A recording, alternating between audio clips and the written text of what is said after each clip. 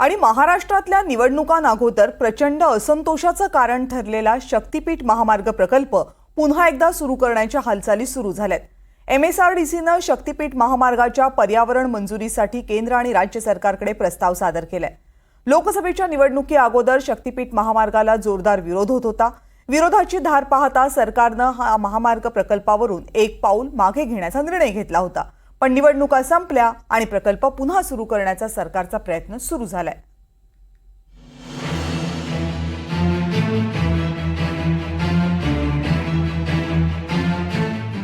केंद्रीय गृहमंत्री अमित शहा यांनी महाराष्ट्रामध्ये केलेल्या याच वक्तव्यानंतर मित्रों, महामार्ग समृद्धि मार्ग, शक्तिपीठ हाईवे, पुणे मेट्रो, पुणे का दूसरा हवाई अड्डा, गढ़चिरौली की स्टील फैक्ट्री, नवी मुंबई का हवाई अड्डा, ये सारे काम आप हिसाब करते रहना।